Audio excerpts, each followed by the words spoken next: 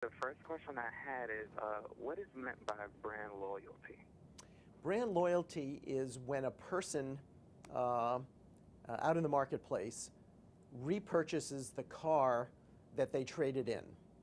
In other words, if I owned a Chevy car and I went out to buy a new car, or truck for that matter, and I stayed within Chevrolet, that's being brand loyal. If I defected to Ford, that's not being brand loyal. In other words, that's defecting. Okay, thank you. Another question I had, we've seen, the ups and downs of Toyota lately, and I just wanted to know your take on, will Toyota's brand loyalty increase or will it, stabilize? Toyota had, prior to the safety recall issues, Toyota had the highest loyalty in the industry. During that whole period of time, they lost about 10 or 12 points of loyalty, so that they dipped below, they dipped below Honda, and they dipped below Subaru and others that had, had pretty high loyalty themselves. So what we're seeing is Toyota loyalty coming back a little bit, but I think I think it's going to be quite some time before they ever get back to where they were previously. They have, in effect, broken some connections to, what was a hugely loyal owner body. Right. Another question. Which automakers do you think have benefited from, the new tech enhancements? Well, I think the first one was really Ford and Microsoft. There was a joint venture to create what was called the Sync system. And the Sync system was put into the Ford Focus, and now it's in, I guess it's in most every car made by either Ford or Lincoln at the time. And what they tried to do was they tried to create a single platform where you could connect all the technology in the car that you wanted, your MP3 player, your iPod, whatever. You could connect it to this single platform and it would be delivered to you seamlessly.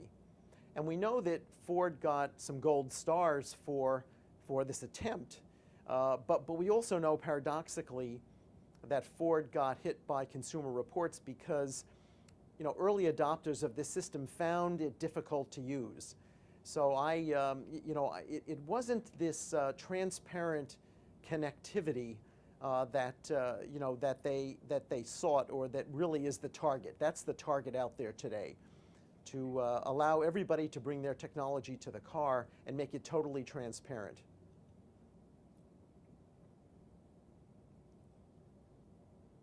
And, speaking of, the cars, basically, we've seen a rise with, new Hyundai and Kia buyers there. Sales have, gone through the roof in the past 2 years. What do you think about them, attracting, new customers and those customers that continue to stay with? Do you think those customers that purchase Kia and Hyundai will continue to stay with them over the years? Well, I think the interesting thing there is that we have seen a decline in loyalty over time. And I think that part of that decline in loyalty is amongst younger buyers, Gen X and Gen Y. They are much less loyal than their parents or grandparents. So I think there are a couple of things accounting for that. Number one, I think you're correct. I think that Kia and Hyundai, with vastly improved quality over the past decade, is attracting more people who had heretofore bought Japanese cars or bought domestic cars. So there's absolutely no question that has played a role in younger people not being quite as loyal as older people who grew up on thinking that the highest quality was in Japanese cars and that kind of thing. So there's no question that has occurred.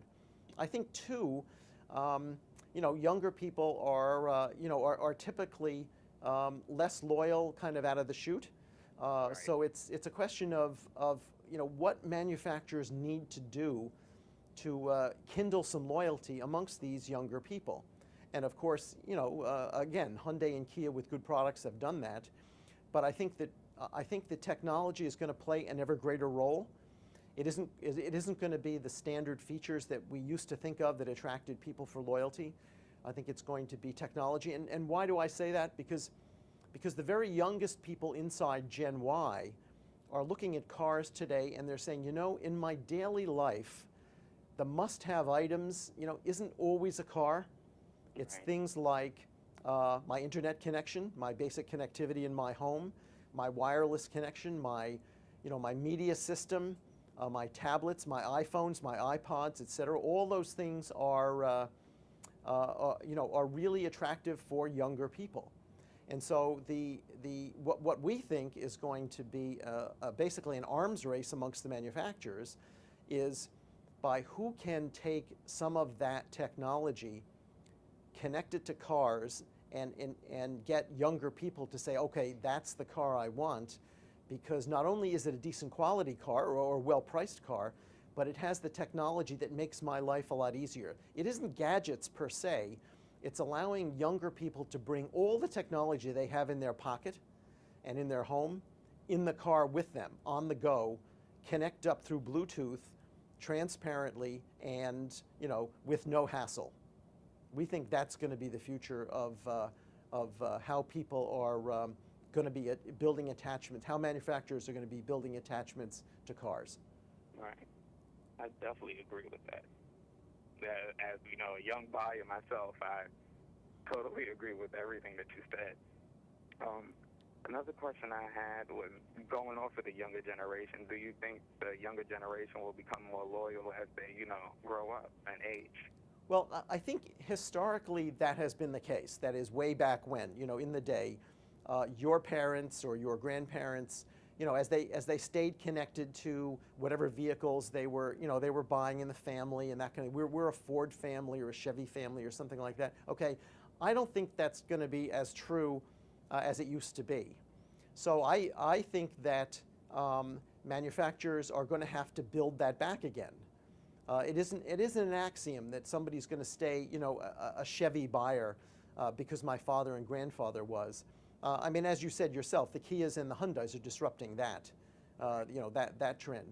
But I do think, though, that, you know, thinking about sort of a level terrain at the moment, with Ford and its Ford Sync, you know, on that path, I think all the manufacturers are going to plunge in very, very shortly, and you know, and make that experience what I call an Apple experience.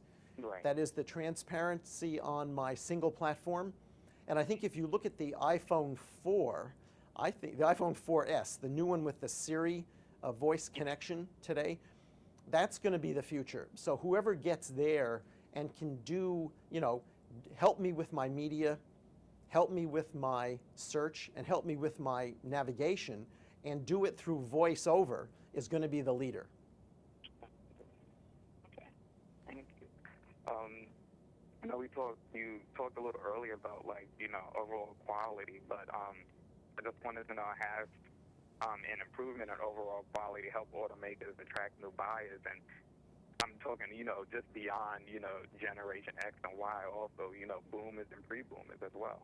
Well, remember that pre-boomers and boomers grew up, you know, during the era when the domestic manufacturers didn't have such good quality on the one hand, and that the Japanese brands were defining quality on the other, Right. and that the Korean manufacturers were coming out. Remember, Hyundai came out in 1986, and their cars weren't high quality either.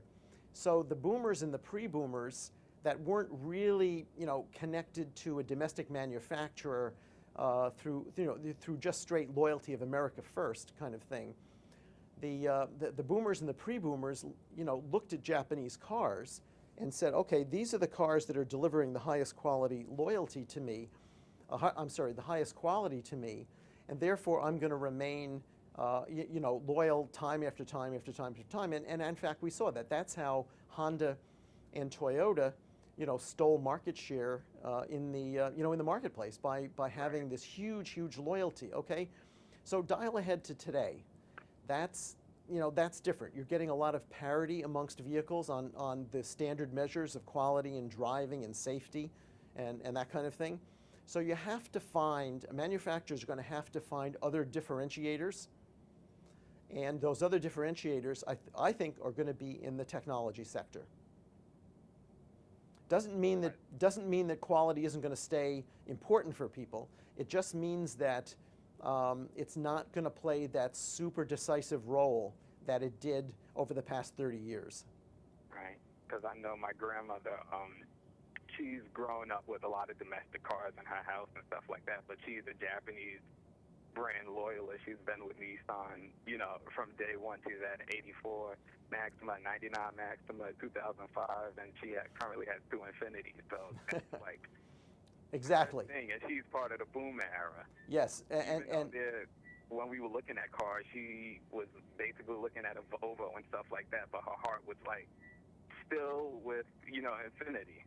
yes, and in fact that's the point. People in her generation. I mean, if the average today is 48%, that is 48 out of 100 people that buy a car remain loyal.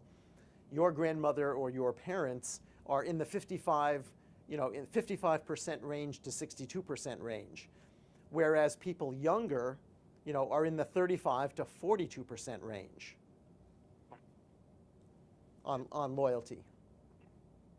It's just amazing how, you know, time has, you know, changed, and how, you know, technology has really evolutionized, you know, the car buying experience. Yes, you know, it's allowed people to connect and shop almost without going into a dealer, or doing about 80% of their shopping before going into a dealer. Whereas in the day, in your father's and grandmother's day, you know, she would have had to do 80% of that at a dealership. Today it's completely flipped.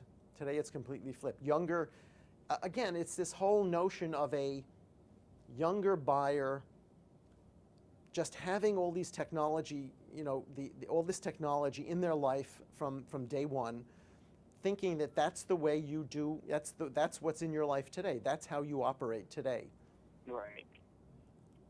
It's just, and one of my bosses, I just seen her new car. She used to drive a Mercury before, and she had me look for cars for her that I thought would fit her, you know, personality and stuff like that, and she ended up getting a Lexus ES.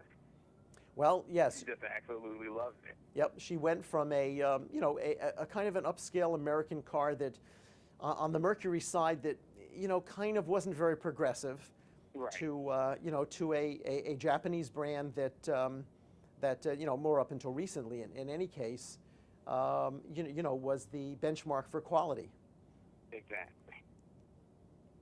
Well, I think that's all the questions that I have for you. So I really appreciate you taking out this time to speak to me.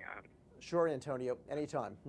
And if your listeners or viewers go out to GfKAutomotive.com, they'll get more information.